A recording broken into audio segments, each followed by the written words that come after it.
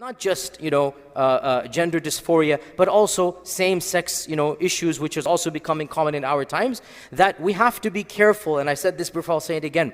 Don't fall prey to the ideology that people are telling you your primary identity is this urge within you. No, you are far bigger than this one urge. Your humanity is not defined by an urge in your heart. This label of I am this type of orientation, I'm that, you get what I'm saying, right? This label, why are you using it?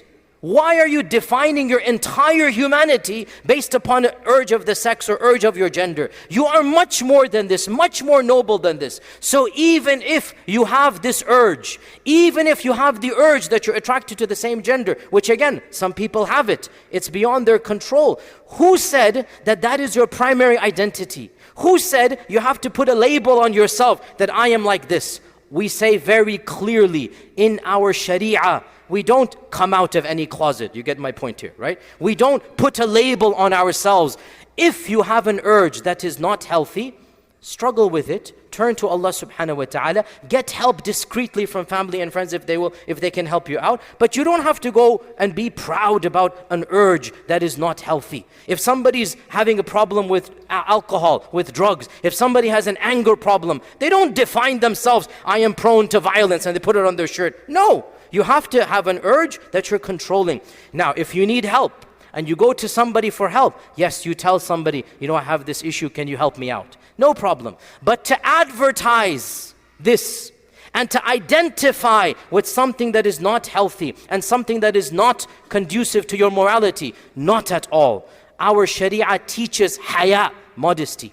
It teaches satr, which is to cover your faults. You don't go and tell people, even if you're committing the sin, may Allah forgive you. Don't go and tell other people that is another sin. Even if you're living an un-Islamic lifestyle and you're doing a major sin, don't tell me. Don't put it on Facebook. Don't advertise, because when you do that, you are destroying the satr, the barrier that Allah has placed between you and other people. Be shameful in front of Allah. Ask for istighfar. May Allah forgive you. But when you open the door of bihaya, no haya, and you are flouting that you're doing something haram, then a'udhu billah, you have reached a different level of depravity. Our Prophet ﷺ said, Allah forgives all the sins of my ummah except those who publicize it. If you feel guilty about a sin, you turn to Allah for forgiveness, you have hope.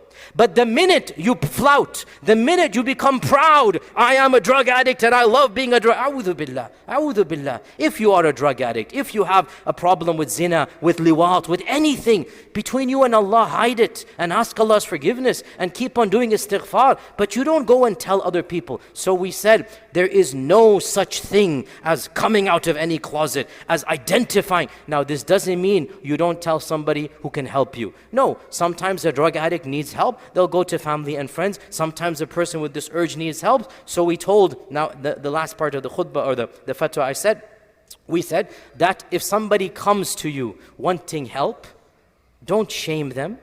Don't make them feel worse than they already do. Have some humanity. If they come to you wanting help, and this is a problem that many of us have, that when we find out somebody is struggling with an urge, with a desire, right? Especially this desire, and they come for help. They don't come to flout. They don't come to legitimize. They come for help.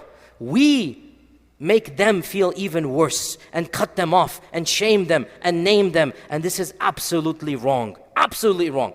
Our job is to facilitate and bring people closer to Allah, not to turn people away.